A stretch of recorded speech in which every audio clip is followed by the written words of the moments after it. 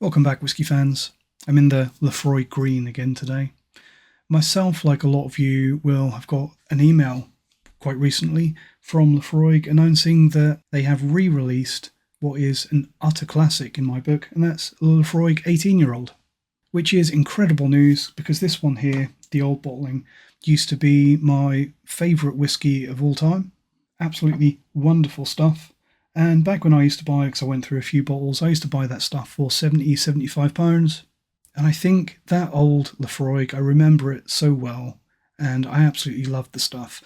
And to me, it was the true benchmark of what an 18-year-old peated whisky should be. Sadly, if you've seen it, I wasn't particularly overjoyed by the new re-release of the Laphroaig 18, if you've seen my review, which is out there.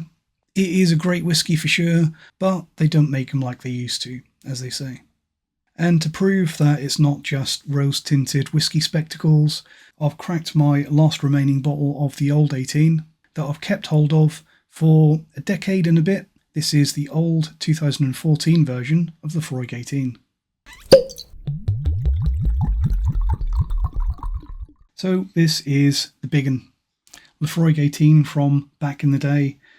I have such fond memories of this, and I think this is really probably the whisky which really turned me on to 18-year-old single malt, because it just had a range of flavours that I'd never experienced from any other whisky, because at that time, probably the oldest thing I'd had is probably an Oban 14 and things like that, maybe some of the higher age statement flora and faunas. But this stuff, 18 years of age, peated malt from Laphroaig Distillery on Islay, 48% ABV. This was absolute fireworks for my palate back then. And as I said in the intro, and as I said in the review of the new 18, this stuff used to buy for about £70-75 10 years ago. Fast forward 10 years to the release of this one, this is selling for 180, so a steep increase in price. In my opinion, I blame Diageo. It's always the easy one, isn't it? The scapegoat of all whisky problems. Diageo, when they recently hiked the price of Talisker 18 from, what was it, 80, 70, 80 pounds? Something like that, all the way up to 175. It seems to me like a few other distilleries have kind of been looking over the fence thinking, they seem to kind of be getting away with this. Maybe we should do it too, because we've now got 18-year-old whisky from Bruichladdich and Port Charlotte and a few other 18s which are similarly priced at about the £175-180 mark. I've said before, in my opinion, it is not in line with inflation. Nothing else has gone up by 2.5 to 3 times the price over the last 10 years. But it does seem to be becoming the new normal. Anyway, we're not talking about this one and everything that's great and everything that's not so great about it, because certainly mixed opinions on that one today. We are looking at the old Glory Days bottle. This is Laphroaig 18. I think I bought this one, it was either 2013. So this would have been distilled in the 90s. And in my opinion, it is a very different beast to the modern or the current 18-year-old that's just been re-released. The specs on this one are similar-ish, probably, to the new bottling. It is 48% as it is now, as it always was. This one, it does actually say non-chill filtered, bottled at 48% ABV and non-chill filtered. On the back label, not on the tube, but on the back label, it does have that guarantee. The new one does not. Less exciting, but just as interesting, in my opinion. On the tube of the old bottle, it also says mit Farbstoff. So that's obviously disappointing because that is German for with caramel colouring. And again, the new bottle that's just been released doesn't say either way. I suspect that the new one does also have colouring, so I think it's the same presentation. They're just giving us less and less details as time goes on, because it's Laphroaig, and that's kind of what they do. But let's get some of the old bottling in a glass and see what we can find. I actually kind of prefer the old presentation. Probably like a lot of people, I think that a lot of people are going to be a little bit disappointed that the tubes are gone because it is such an iconic piece of Islay. I don't know, maybe like the whitewashed warehouses with the black lettering. Apart from that, I don't think anything screams Islay as much as a green and white Laphroaig tube.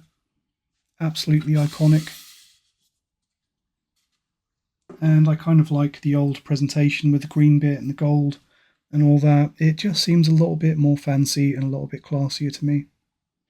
Although that maybe that really is the rose-tinted whiskey goggles of nostalgia speaking. Similar colour. If you want to see a direct comparison of this to the new one and the 16, have a look at my comparison video where I taste all of them together. But this is the colour of the old bottling. I think it is a little bit darker.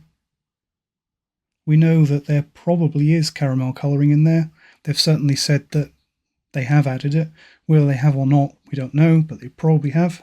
I think probably comparing this to the old one is probably a little bit of a waste of time, because if you look at independently bottling Laphroaigs like Williamson, you will see that they are very, very pale whiskies. Laphroaig doesn't naturally have a huge amount of colour. Anything that looks like this from Laphroaig is probably unnaturally coloured. But anyway, Laphroaig 18, 2014, 13-14 edition, on the nose. Very, very gristy and barley and malt driven. It really is. It's not a peat bomb. That's the first thing to say about this old whiskey.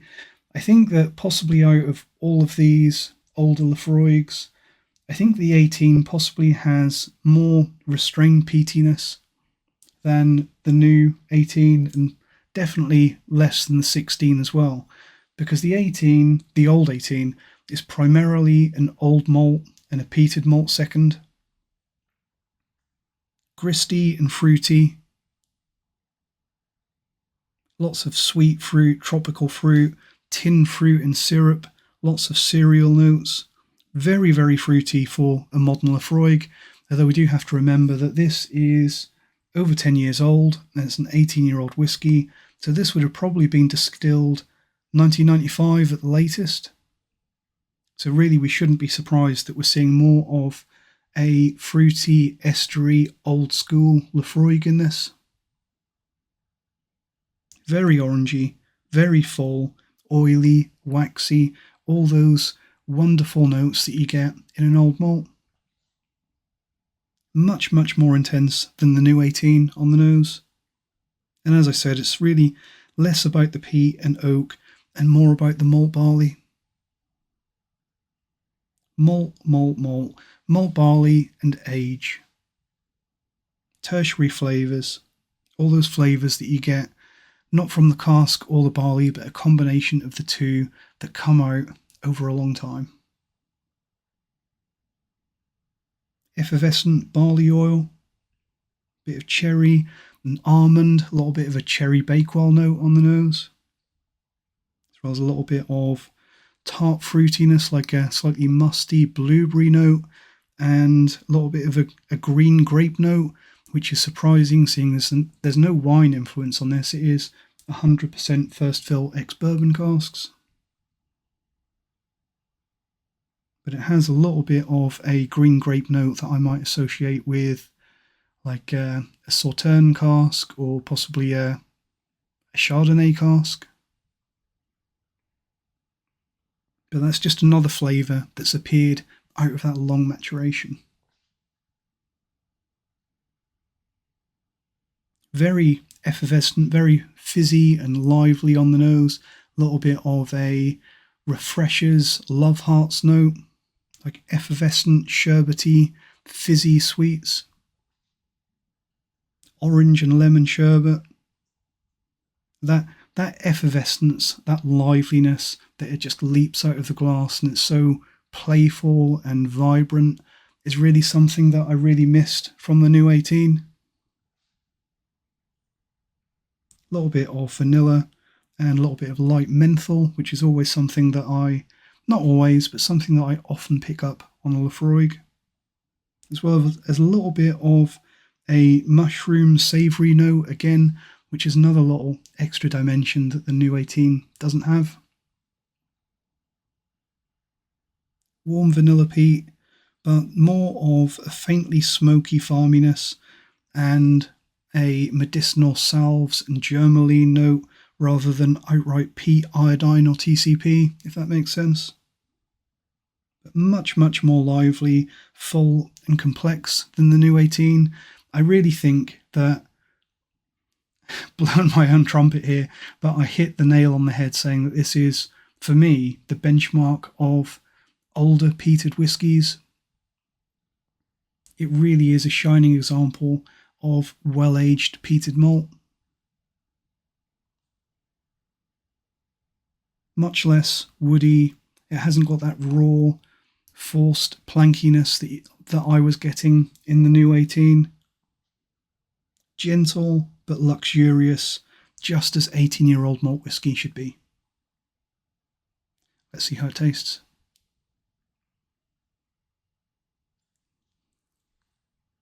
I think that on the palate, especially on the early arrival, it is peatier than the nose, but not by much. Still, by no means a peat bomb.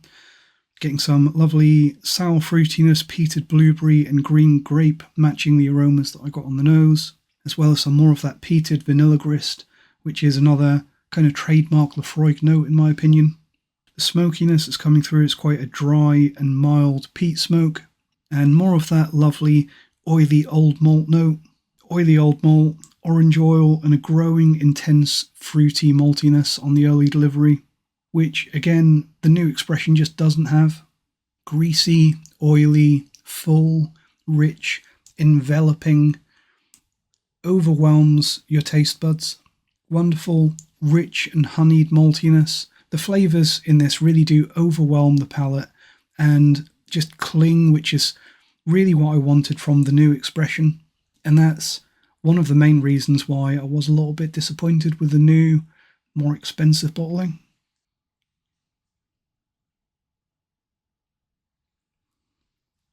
Some more of the peated medicinal side coming out now, with some notes of antiseptic bandages and salves. And a little bit of a stale peppery peat smoke, like peat smoke from yesterday's fire. Lovely orangey oily maltiness, and a nice oakiness, but it's more of a round and mature oakiness that integrates with the barley spirit, rather than that straight planky raw woodiness that I got on the new expression. In my opinion, I don't want to be too hard on this one. I think that it's a fine whiskey. I think that it's bloody overpriced, but it is good stuff. And if you've bought this, don't be annoyed that you've bought a dud whiskey, because you haven't. It's great stuff. But this one, everything is just that little bit more well put together. Let's have one more sip of the old bottling and have a look at the finish.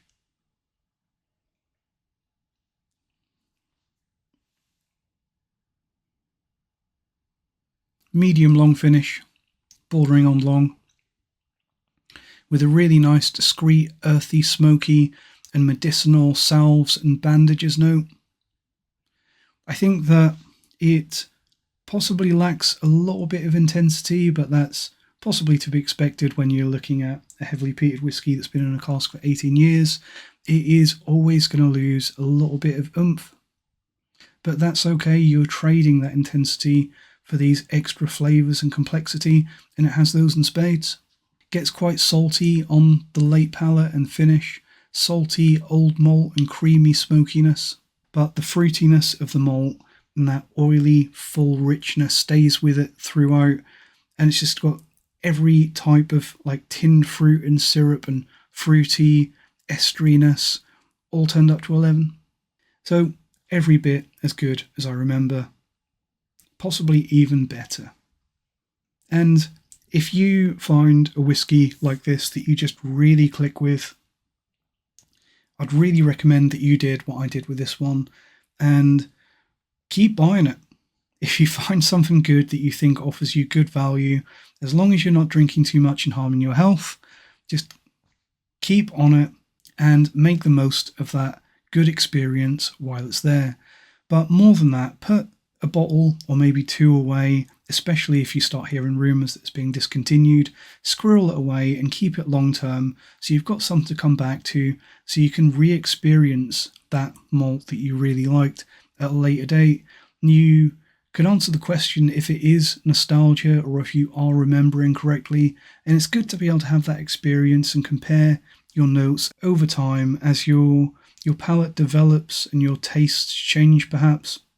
It's a really worthwhile thing to do, to keep a bottle or two of something that you really like for the future. So this 18-year-old whiskey from Laphroaig, I do think that I can see some people being disappointed. I think that if you are the kind of person that is looking at Laphroaig because you think that this is going to be your usual peat bomb, perhaps if you're used to the quarter cask and the 10 cask strength, you might see this and you think, oh, that's a fancy, extra premium, extra Laphroaig because it's the 18, it's the daddy of them all. It's really not that. It hasn't got that raw, intense peatiness that you might expect from like the 10 cask strength. I think that the peat in this one, it is probably, it's less peaty than the 16 that you might have seen, that some of you might have had. But I think that with this one, it's got a little bit less peat and it's a lot fruitier and it's a lot maltier than both this and the 16 that you can still get at the moment.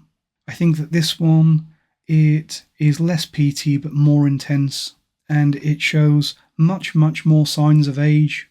It has the kind of well-matured notes that you might expect from either a very good 18 or a whiskey which is well into its 20s. And in my opinion, I think that this stuff that disappeared 10 years ago, but you might still be able to find at auction, I think that it is, in my opinion, clearly better than the 16, which is no slouch. This one's good, the 16 is good and phenomenal value. They're all great whiskies, but this one here has got to be my favourite. But I think that this one here is going to appeal to a certain person who is maybe a little bit more experienced with whiskey and more experienced with more nuanced whiskey. Those who like the old Peter style of whiskey. I think that this is in the same league as Long Row 18, if you've had that. But I would even say that this is perhaps even better. And I say that as someone that absolutely loves Long Row 18. That, as well as probably Springbank 15, are the two that I really miss, now that we are probably like 4, maybe 5 years into the age of Springbank just not existing, apparently. I also think, though, that this is not a million miles away in style compared to Long Row 18. It's got that really well-aged, stale, subtle, smoky peatiness that just lingers. It's a very indirect flavour. And if that kind of thing appeals to you, this one is absolutely phenomenal. It's absolutely not all about the peat.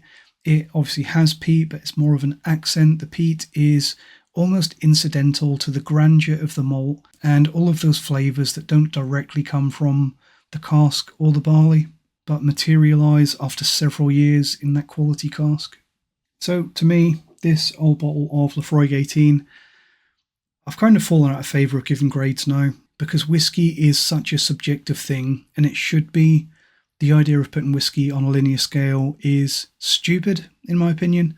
But if I was going to give this a grade, I would give it an easy A-, probably even a straight A. Should you buy this stuff? I think if you can see it at auction for maybe £120, £130, something like that, then yeah, probably you should. If it sounds good to you and you've enjoyed old peated whiskey before, then this one's fantastic in my opinion. I think that it's far better than the new bottle, but in me personally, I'm still not comfortable paying like 175, 180, £200 for a bottle of whiskey. I think that at that price point, something has to be absolutely incredible. And this is nearly there. The old one is, the new one's not, in my opinion. But I'm still of the opinion that whiskey really shouldn't be that expensive.